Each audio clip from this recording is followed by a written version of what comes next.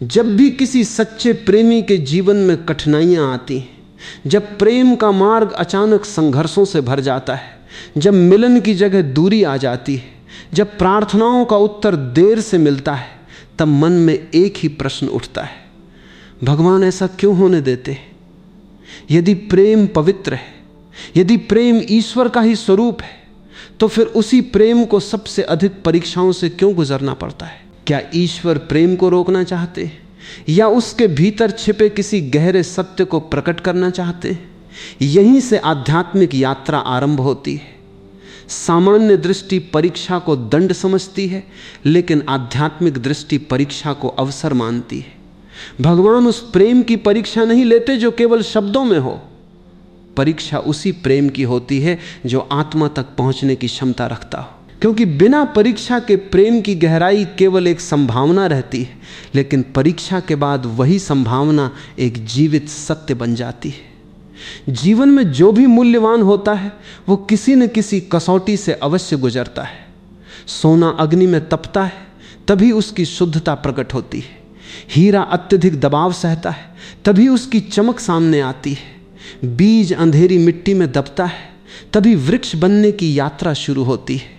यदि प्रकृति की हर महान रचना परिवर्तन और संघर्ष के मार्ग से गुजरती है, तो प्रेम, जो मनुष्य के जीवन का सबसे पवित्र अनुभव है, उससे अलग कैसे हो सकता है? यही कारण है कि सच्चे प्रेम में केवल सुख ही नहीं आते, उसमें प्रतीक्षा भी आती है, मौन भी आता है, अनिश्चितता भी आती है, और कई बार ऐसी परिस्थितियां भी आती हैं जहां सब कुछ समाप्त होता हुआ दिखाई देता है। बाहरी दृष्टि से ये टूटन लग सकती है, लेकिन भीतर से यही वो स्थान होता है जहां प्रेम अपनी वास्तविक शक्ति प्रकट करना शुरू करता है। आध्यात्मिक परंपराएं बार बार एक ही संकेत देती हैं कि भगवान को प्रेम की आवश्यकता नहीं, क्योंकि वही प्रेम का मूल स्रोत है।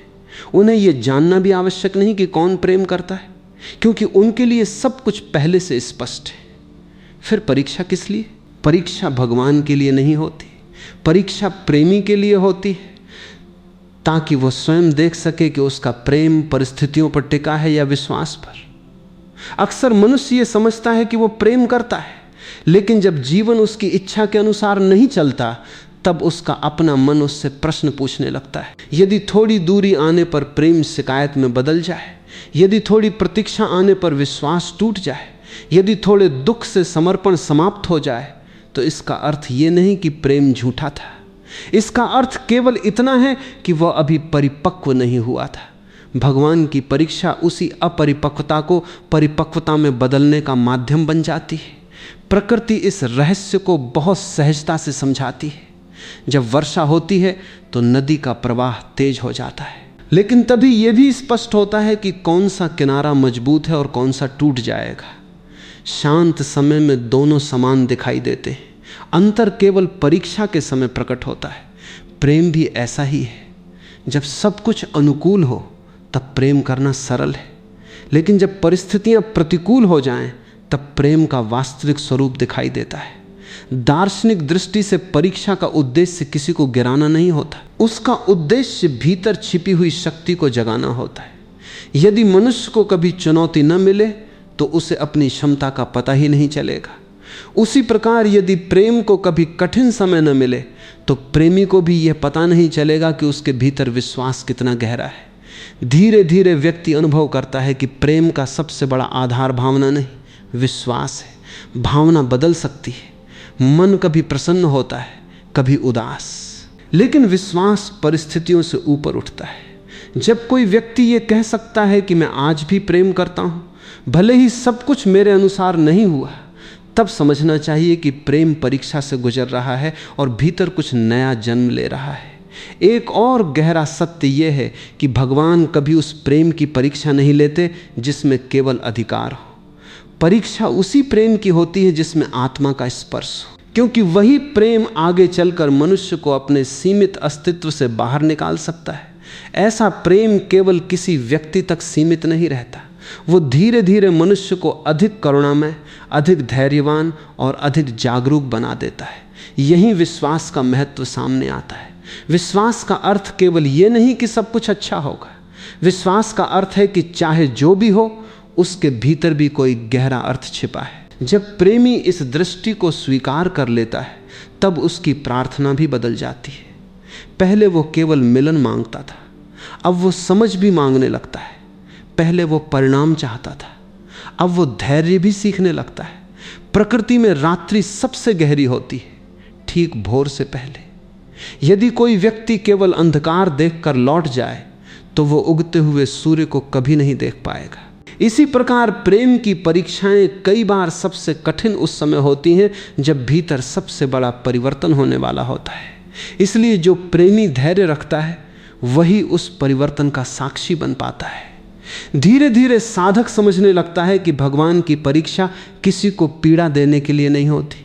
यदि उद्देश्य पीड़ा होता तो उससे कोई विकास नहीं होता। उद्देश्य प्रेम को इतना निर्मल बनाना है कि उसमें स्वार्थ कम हो जाए और विश्वास अधिक, अपेक्षा कम हो जाए और समर्पण अधिक, भय कम हो जाए और साहस अधिक। यही प्रेम की वास्तविक साधना है। भगवान प्रेमियों की परीक्षा इसलिए नहीं लेते कि वे हार जाएं, वे परीक्षा इसलिए लेते हैं ताकि प्रेम अपनी सतही परतों से ऊपर उठकर अपने शुद्ध स्वरूप तक पहुंच सके। जब प्रेम केवल सुविधा का नाम न रहकर विश्वास का रूप बन जाता है तभी वह आध्यात्मिक यात्रा का माध्यम बनता है। भगवान सच्चे प्रेम की परीक्षा दंड देने के लिए नहीं बल्कि उसके विश्वास और शुद्धता को प्रकट करने के लिए लेते हैं।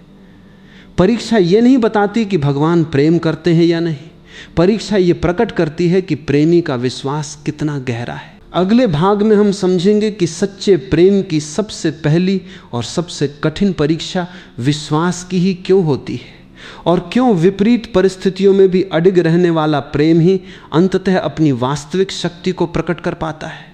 जब प्रेम की यात्रा आगे बढ़ती है तब सबसे पहले जिस तत्व की परीक्षा होती है वह प्रेम नहीं बल्कि विश्वास होता है, क्योंकि प्रेम का वास्तविक आधार भावना नहीं विश्वास है। भावना बदल सकती है, परिस्थितियां बदल सकती हैं, लोग बदल सकते हैं, लेकिन यदि विश्वास अडिग है तो प्रेम अपनी जड़ों से जुड़ा रहता है। यही कारण है कि भगवान सबसे पहले प्रेमी के विश्वास को परखते हैं। विश्वास की सबसे बड़ी विशेषता यह है कि वह प्रमाणों पर नहीं टिकता। जहां हर समय प्रमाण चाहिए वहां विश्वास अभी जन्मा ही नहीं है।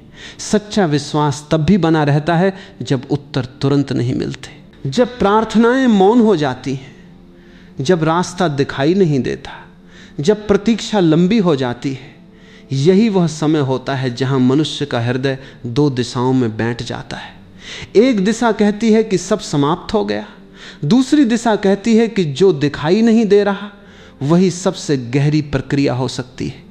आध्यात्मिक दृष्टि से भगवान कभी विश्वास को शब्दों से मजबूत नहीं करते, वे परिस्थितियों के माध्यम से उसे गहरा करते हैं। यदि जीवन में कभी कठिनाई ही ना आए तो विश्वास केवल एक विचार बनकर रह जाएगा, लेकिन जब सब कुछ विपरीत हो और तब भी मन भीतर से ये कह सके कि मैं अभी भी भरोसा रखता हूँ, तभी विश्वास अनुभव बनता है।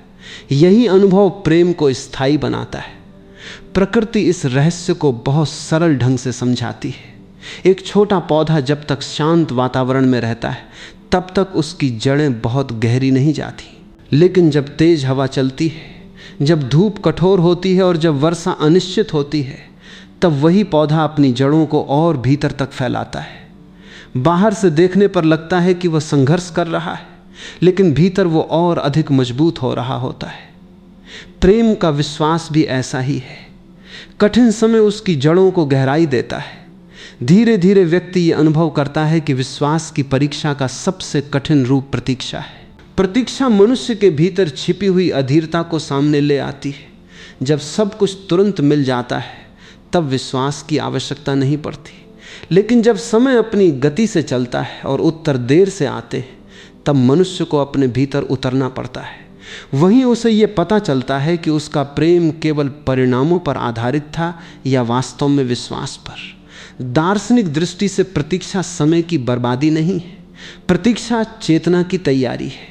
कई बार हम केवल मिलने के लिए तैयार होते हैं, लेकिन उस प्रेम को संभालने के लिए तैयार नहीं होते। इसलिए जीवन पहले भीतर की तैयारी करता है, फिर बाहर की परिस्थितियां बदलता है। यही कारण है कि भगवान की परीक्षा कई बार विलंब के रूप में दिखाई देती है। ये विलंब अस्वीकार नहीं होता, वह परिपक्वता की प्रक्रिया होता है। यही संदेह का जन्म भी होता है। मन बार बार पूछता है, यदि प्रेम सच्चा है तो इतनी कठिनाइयां क्यों? यदि भगवान साथ हैं तो ये मौन क्यों? यदि प्रार्थना स्वीकार हुई है तो उत्तर दिखाई क्यों नहीं देता? यही प्रश्न विश्वास की अग्नि बन जाते हैं। जो व्यक्ति केवल अनुकूल परिस्थितियों में विश्वास करता है उसका भरोसा यहीं टूट जाता है, लेकिन जो प्रतिकूल समय में भी अपने हृदय को शांत रखता है उसका विश्वास पहले से कहीं अधिक दृढ़ होकर उभरता है। आध्यात्मिक परंपराएं कहती हैं कि भगवान का मौन भी उत्तर होता है। हर उत्तर शब्दों में नहीं मिलता। कई बार मौन ही मनुष्य को अपने भीतर ले जाता है। यदि हर प्रश्न का उत्तर तुरंत मिल जाए तो मनुष्य कभी अपने हृदय की गहराई में उतर ही नहीं पाएगा। इसलिए कई बार भगवान प्रतीक्षा करवाते हैं ताकि प्रेमी बाहर नहीं भीतर खोज करना सीखे। एक और गहरा सत्य यह है कि विश्वास की परीक्षा अकेलेपन के क्षणों में होती है। जब कोई साथ न दिखाई दे, जब किसी से अपनी पीड़ा कहने का अवसर न मिले, जब केवल प्रार्थना ही सहारा हो, तब व्यक्ति समझता है कि विश्वास वास्तव में क्या है। ऐसे क्षणों में प्रेम केवल किसी दूसरे व्यक्ति से नहीं जुड़ा रहता, वो ईश्वर से भी जुड़ने लगता है। यही प्रेम की आध्यात्मिक दिशा है। प्रकृति में बीज मिट्टी के भीतर अकेला होता है, उसके चारों ओर अंधकार होता है। उसे ये दिखाई नहीं देता कि ऊपर सूर्य है या नहीं, फिर भी वो बढ़ना बंद नहीं करता। उसके भीतर एक मौन विश्वास होता है कि प्रकाश मौजूद है, भले अभी दिखाई नहीं दे रहा। यही विश्वास उसे मिट्टी को चीर कर बाहर लाता है। प्रेमी की यात्रा भी ऐसी ही होती है। जब सब और अंधकार हो तब भी भीतर का विश्वास उसे आगे बढ़ाता है। धीरे धीरे साधक ये भी समझने लगता है कि भगवान कभी उस विश्वास की परीक्षा नहीं लेते जिसे तोड़ना हो। वे उसी विश्वास को परखते हैं जिसे और अधिक मजबूत बनाना हो। जैसे गुरु अपने सबसे योग्य शिष्य को सबसे कठिन साधना देता है क्योंकि उसे उसकी क्षमता पर भरोसा होता है, वैसे ही जीवन भी कई बार उन्हीं हृदयों को बड़ी परीक्षाएं देता है जिनमें गहरे परिवर्तन की संभावना होती है। दार्शनिक दृष्टि से विश्वास का अर्थ परिणामों पर अधिकार नहीं बल्कि प्रक्रिया पर समर्पण है। विश्वास ये नहीं कहता कि सब कुछ मेरी इच्छा के अनुसार होगा। विश्वास ये कहता है कि जो भी होगा उसमें भी कोई गहरा अर्थ छिपा होगा। यही दृष्टि मनुष्य को टूटने से बचाती है, क्योंकि अब उसका भरोसा परिस्थितियों पर नहीं, चेतना की यात्रा पर होता है। एक और महत्वपूर्ण परिवर्तन तब आता है जब प्रेमी यह समझने लगता है कि परीक्षा का उद्देश्य किसी को प्रतीक्षा में थकाना नहीं है। उद्देश्य यह है कि उसका प्रेम बाहरी सहारों से ऊपर उठ सके। यदि प्रेम केवल मिलने पर ही जीवित रहे तो वह परिस्थितियों का बंधक है, लेकिन यदि दूरी, मौन और कठिन समय के बाद भी उसके भीतर शुभकामना और विश्वास बना रहे तो समझना चाहिए कि प्रेम अब अधिक शुद्ध हो रहा है। धीरे धीरे व्यक्ति अनुभव करता है कि विश्वास की हर परीक्षा उसे भीतर से अधिक शांत बना रही है। पहले जहाँ बेचैनी थी वहाँ धैर्य आ रहा है।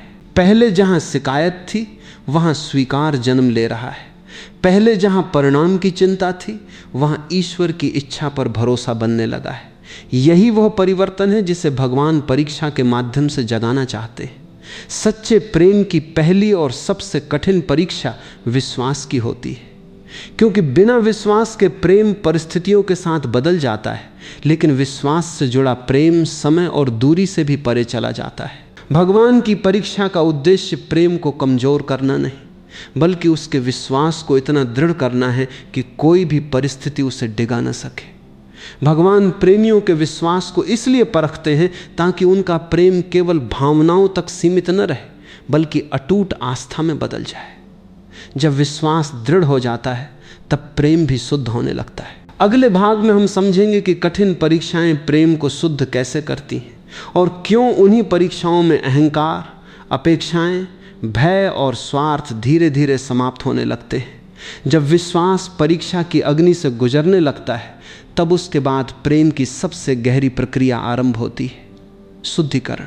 यही वह अवस्था है जहां भगवान प्रेम को तोड़ते नहीं बल्कि उसके भीतर मिली हुई उन सभी अशुद्धियों को धीरे धीरे अलग करते हैं जो उसे उसकी वास्तविक ऊंचाई तक पहुंचने से रोकती हैं। बाहर से देखने पर यह समय बहुत कठिन लगता है, लेकिन भीतर से यही प्रेम की सबसे बड़ी साधना होती है। सच्चा प्रेम और आसक्ति बाहर से कई बार एक जैसे दिखाई देते हैं। दोनों में निकटता होती है, दोनों में चाह होती है, दोनों में मिलने की इच्छा होती है, लेकिन परीक्षा के समय दोनों के बीच का अंतर स्पष्ट हो जाता है। आसक्ति केवल पाने की इच्छा रखती है, जबकि प्रेम दूसरे के मंगल की कामना करता है। जब परिस्थितियां मनुष्य की इच्छाओं के विपरीत चलती हैं, तब उसे स्वयं दिखाई देने लगता है कि उसके भीतर प्रेम अधिक था या स्वार्थ। यही कारण है कि भगवान की परीक्षा सबसे पहले हमारी अपेक्षाओं को सामने लाती है। जब सब कुछ हमारी इच्छा के अनुसार होता है, तब हमें अपनी अपेक्षाओं का पता ही नहीं चलता, लेकिन जैसे ही जीवन किसी दूसरी दिशा में बढ़ता है, मन तुरंत बेचैन होने लगता है। वह प्रश्न पूछता है, ऐसा मेरे साथ ही क्यों? मेरी प्रार्थना का उत्तर क्यों नहीं मिला? इतना प्रेम करने के बाद भी ये दूरी क्यों? वास्तव में ये प्रश्न प्रेम के नहीं, अपेक्षाओं के होते हैं। परीक्षा इन्हीं अपेक्षाओं को उजागर करती है। आध्यात्मिक दृष्टि से अपेक्षा प्रेम की सबसे सूक्ष्म अशुद्धि है।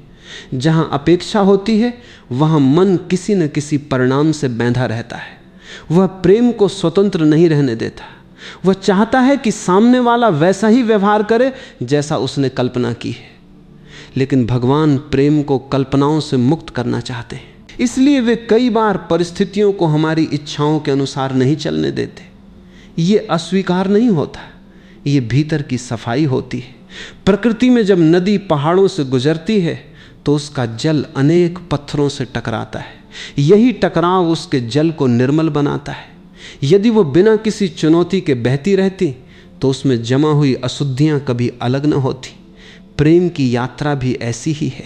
हर कठिन परिस्थिति हमारे भीतर छिपे हुए भय, अधिकार, असुरक्षा और अहंकार को सामने ले आती है। जो पहले दिखाई नहीं देता था, वही परीक्षा के समय स्पष्ट हो जाता है। धीरे धीरे व्यक्ति यह अनुभव करता है कि प्रेम की सबसे बड़ी परीक्षा बाहरी दूरी नहीं होती, बल्कि भीतर का भय होता है। खो देने का भय, अस्वीकार होने का भय, अकेले रह जाने का भय।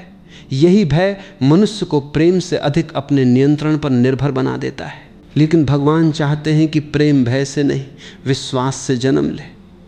इसलिए परीक्षा धीरे धीरे भय को भी सामने लाती है, ताकि व्यक्ति उसे पहचान सके और उससे मुक्त हो सके। दार्शनिक दृष्टि से देखा जाए तो शुद्धता का अर्थ दोषरहित होना नहीं है।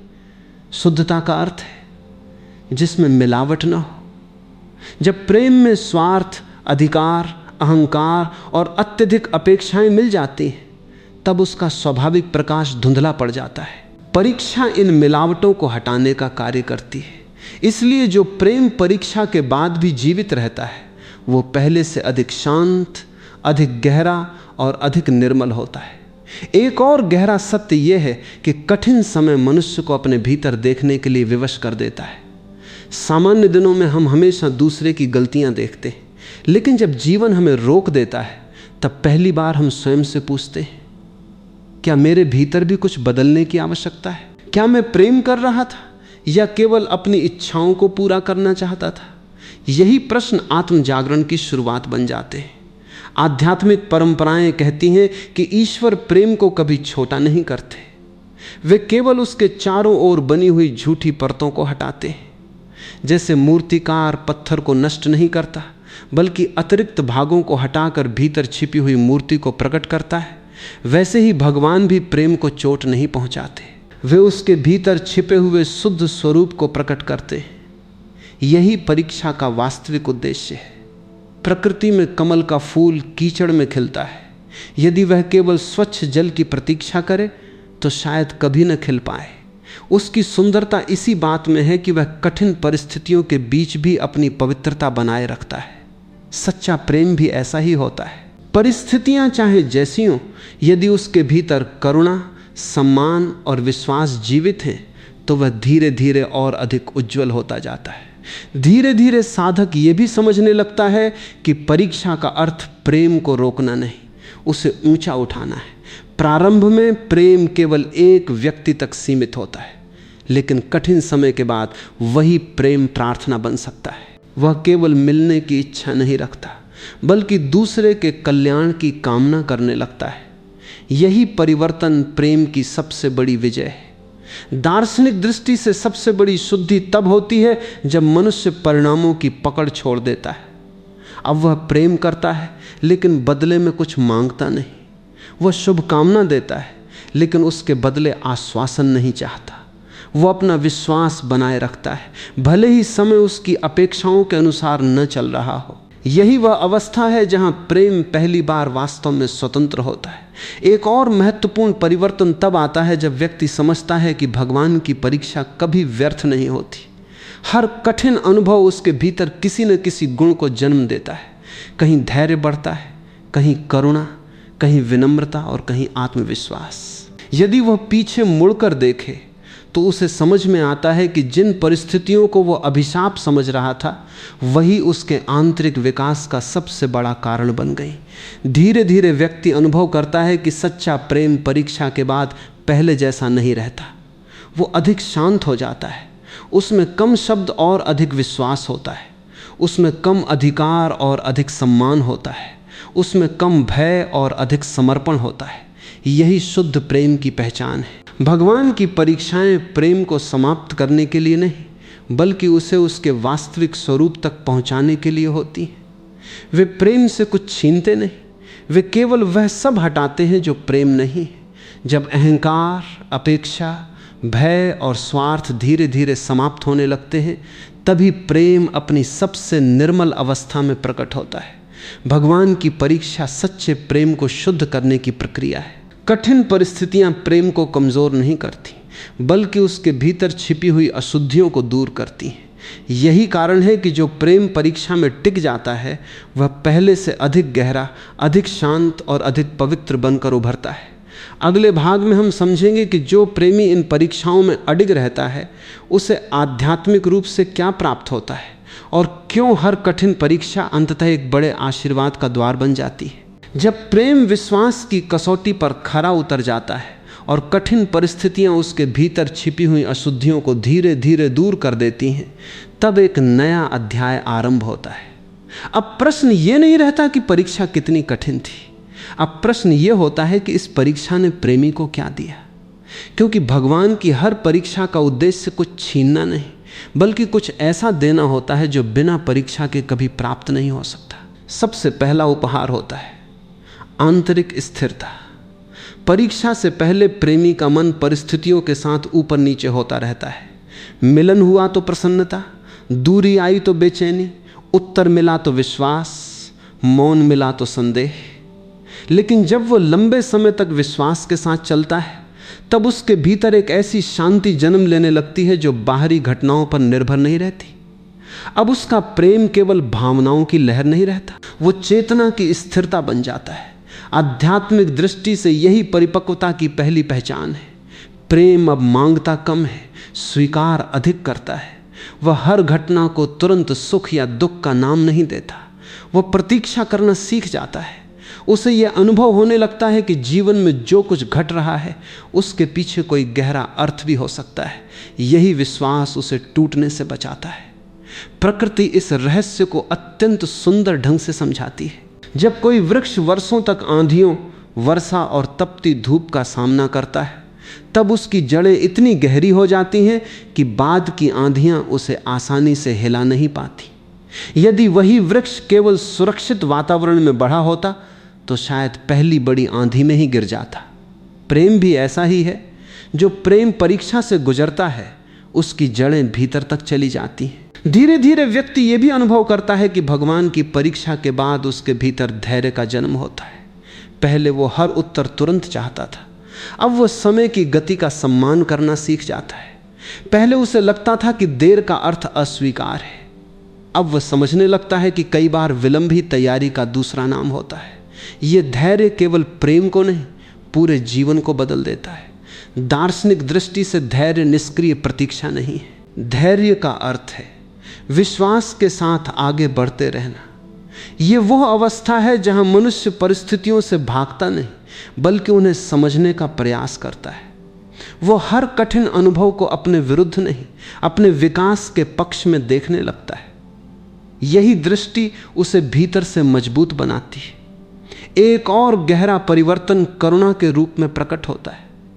जिसने स्वयं पीड़ा झेली हो वो दूसरों की पीड़ा को अधिक गहराई से समझ सकता है। भगवान की परीक्षा प्रेमी के हृदय को कठोर नहीं करती यदि वह विश्वास बनाए रखे।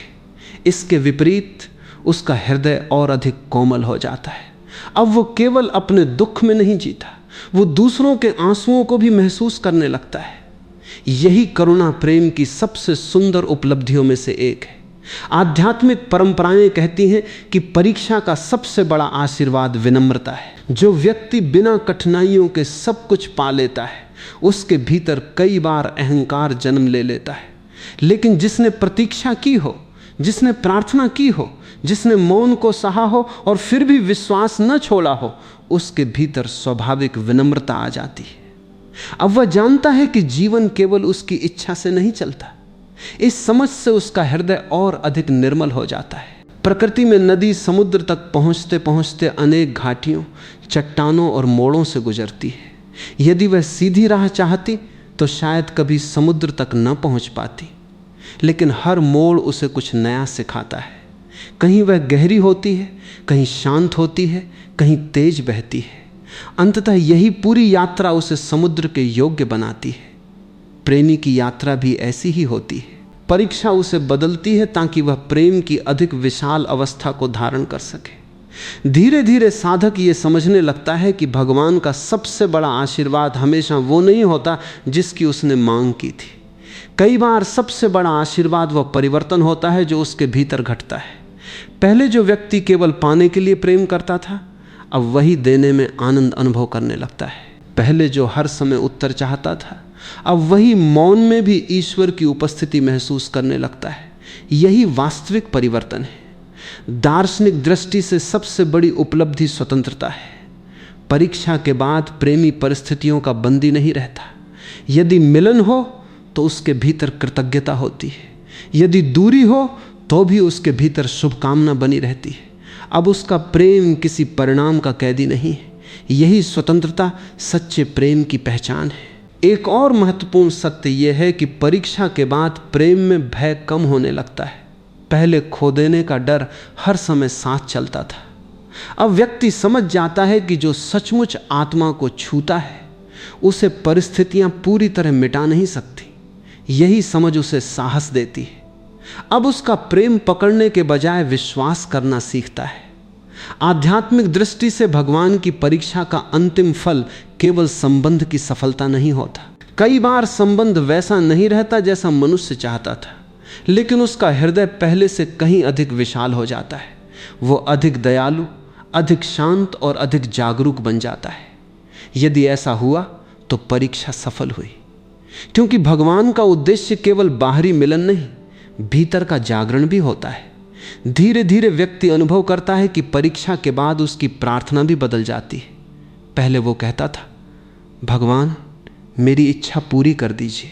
अब वो कहता है, भगवान मुझे इतना विश्वास दीजिए कि मैं आपकी इच्छा को भी प्रेम से स्वीकार कर सकूं। यही परिवर्तन प्रेम की सर्वोच्च परिपक्वता का संकेत है। अब विश्वास परिस्थितियों पर नहीं, ईश्वर पर टिक गया है। भगवान की परीक्षा किसी प्रेमी को खाली हाथ नहीं लौटाती। यदि वह विश्वास बनाए रखता है तो उसे धैर्य मिलता है, करुणा मिलती है, विनम्रता मिलती है, आंतरिक शांति मिलती है और सबसे बढ़कर ऐसा प्रेम मिलता है जो परिस्थितियों का दास नहीं रहता। यही वो आशीर्वाद है जो किसी भी बाहरी उपलब्धि से कहीं अधिक मूल्यवान है। जो प्रेमी भगवान की परीक्षा में अडिग रहता है वो केवल अपने प्रेम को नहीं बचाता, बल्कि स्वयं को भी एक उच्चतर चेतना तक पहुंचा देता है। परीक्षा का अंत हार में नहीं, आशीर्वाद में होता है। अगले और अंतिम भाग में हम समझेंगे कि भगवान प्रेमियों की परीक्षा का अंतिम रहस्य क्या है और क्यों सच्चा प्रेम हर परीक्षा के बाद पहले से अधिक शुद्ध, दृढ़ और प्रकाशमय होकर उभरता है। भगवान प्रेमियों की परीक्षा क्यों लेते हैं? यदि भगवान स्वयं प्रेम है तो क्या उन्हें प्रेम की सत्यता जानने के लिए परीक्षा लेनी पड़ती है? क्या उन्हें यह जानना होता है कि कौन सच्चा है और कौन नहीं? आध्यात्मिक दृष्टि से इसका उत्तर अत्यंत गहरा है। भगवान को कुछ भी जानने की आवश्यकता नहीं होती। परीक्षा भगवान के लिए नहीं होती, परीक्षा प्रेमी के लिए होती है। क्योंकि जब तक प्रेम अग्नि से नहीं गुजरता तब तक स्वयं प्रेमी भी अपने प्रेम की वास्तविक गहराई को नहीं जान पाता। जीवन में ऐसे अनेक क्षण आते हैं जब सब कुछ हमारी इच्छा के विपरीत होता है। प्रार्थनाएं मौन हो जाती हैं, प्रतीक्षा लंबी हो जाती है, संबंध कठिन दौर से गुजरते हैं। कभी दूरी आ जाती है, कभी गलतफहमियां, कभी परिस्थितियां दोनों को अलग दिशाओं में ले जाती हैं। ऐसे समय में मन बहुत जल्दी ये निष्कर्ष निकाल लेता है कि शायद भगवान ने साथ छोड़ दिया है। लेकिन कई बार वही क्षण ईश्वर की सबसे गहरी उपस्थिति का समय होता है। क्योंकि जब बाहर के सभी सहारे कम होने लगते हैं तब भीतर का विश्वास पहली बार जागना शुरू करता है। आध्यात्मिक दृष्टि से भगवान कभी प्रेम को नष्ट नहीं करते, वे केवल उस सब को हटाते हैं जो प्रेम नहीं है।